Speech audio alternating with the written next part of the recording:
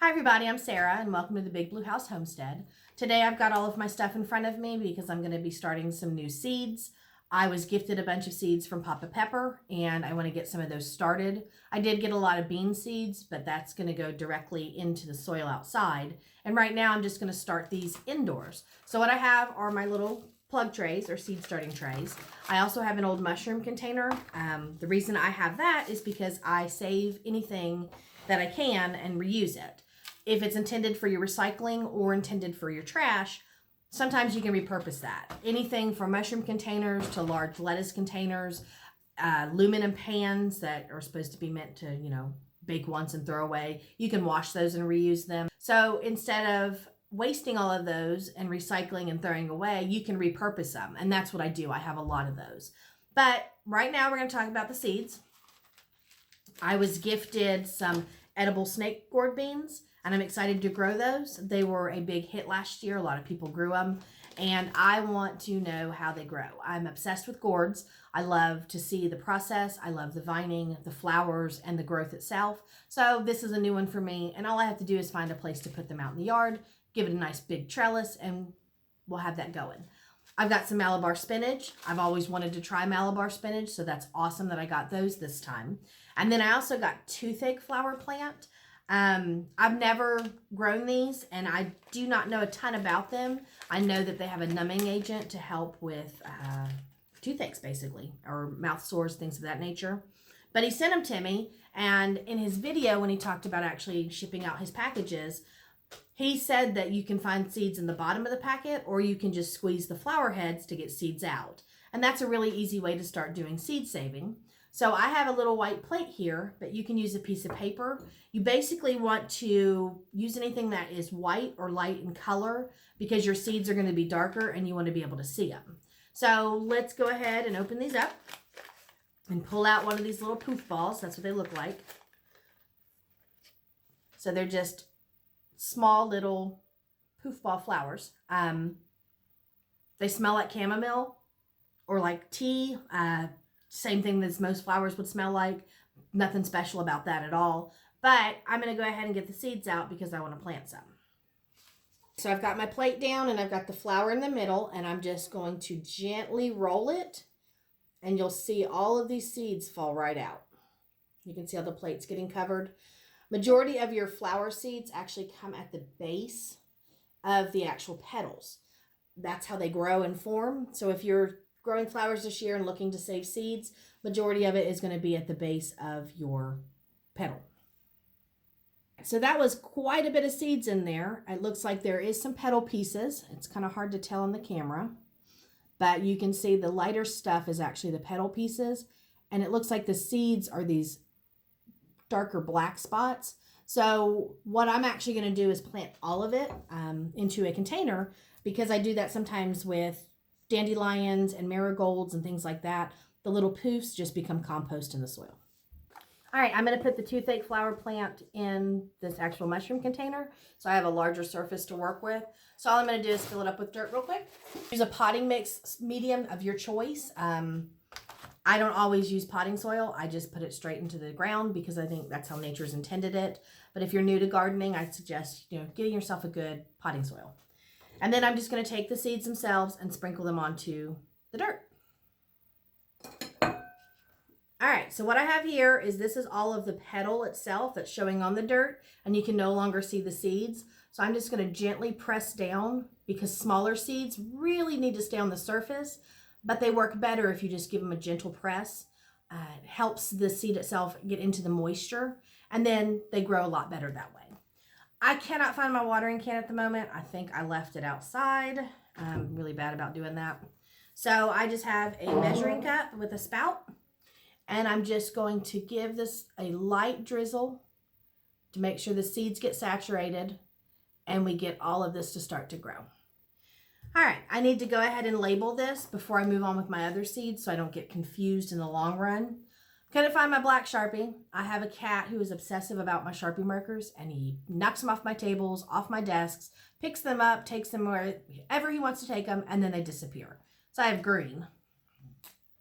And this is blue painter's tape.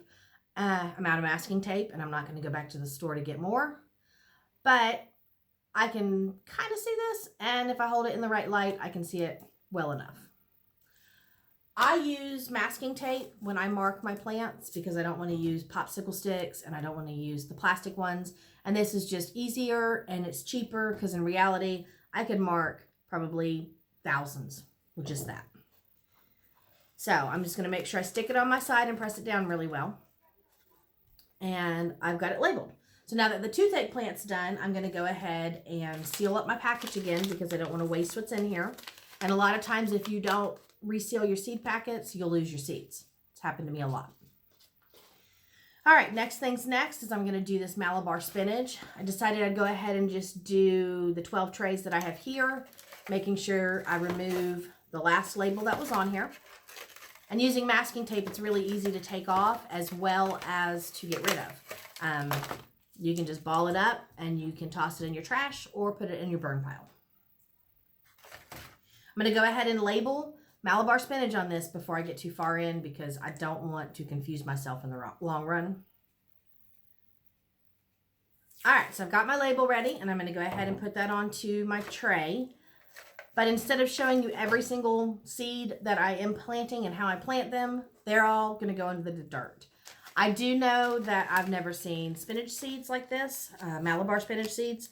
So I'm going to show them on camera in case you're curious to see what they look like. All right, so I got the packet open and they're rather large, just like your standard spinach seeds. Lots of seeds are hard to tell what they are based on the way that they look because you would not think that this would produce spinach.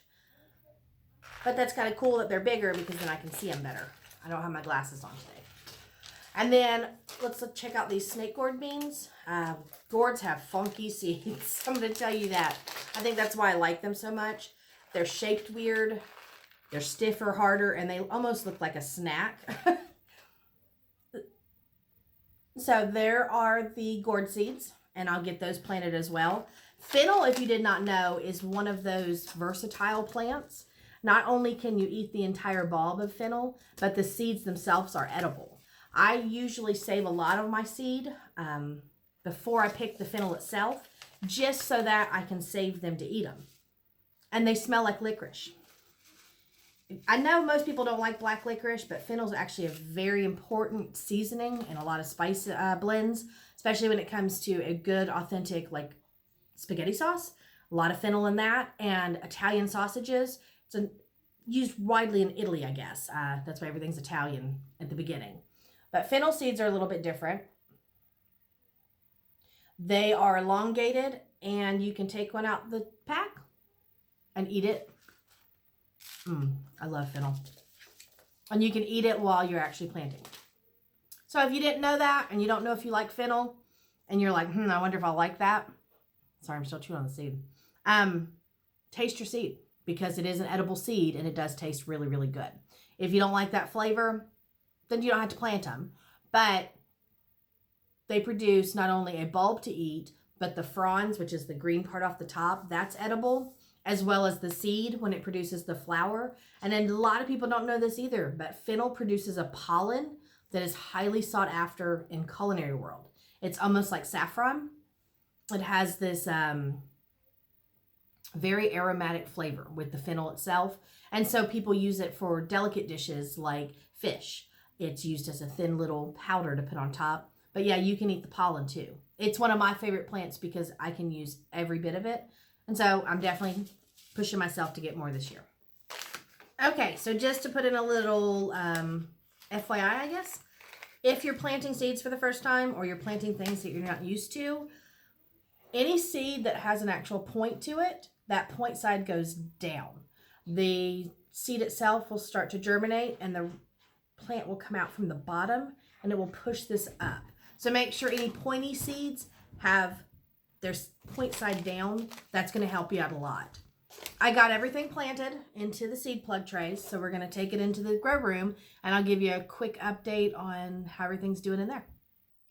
Okay, in another video I did, I actually talked about the importance of actually taking your plants and turning them and rotating them.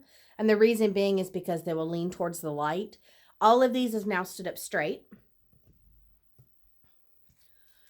You can see how they've now prop themselves straight again, they'll start to lean again towards the light, and then I keep continuously rotating them until I can move them outside. But every kind of plant needs that, whether it's a tomato, a pepper, or an herb. And so just make sure you rotate your seedlings when needed. I'm actually out of room in here. Bringing in what I did means that I am done. As you can see, I have top to bottom full and a table covered in all of my seed starts. These are all newer seeds to sprout, and it looks like the brown that's coming up is some of the okra seeds that I planted. Either that or they're melons, because I can't read the labels unless I pick up the trays. But you can see that I haven't had a whole lot of sprouting with those yet, and that's mainly because squash and melons take a little bit longer. I do have one over here in the corner. It's actually right here, and that one's coming up, so that's a good sign. But all of these plants are going to end up moving themselves outside soon and starting to get put into the ground.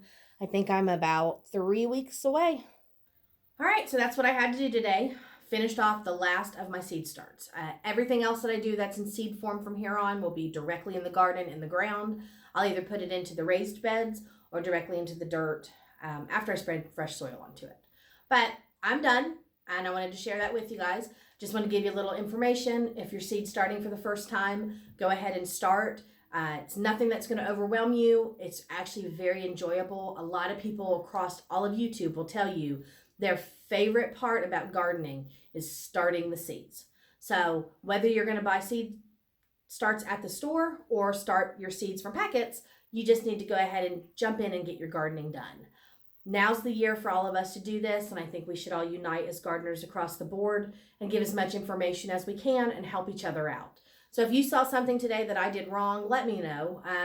I'm new to planting Malabar spinach and the toothache flower and things like that. If you think that I need to upgrade something or do something differently with my seed starts, I really could use information.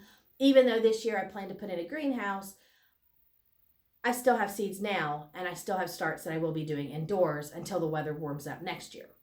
Thank you guys for stopping by, and I hope to see you in the next one. Bye.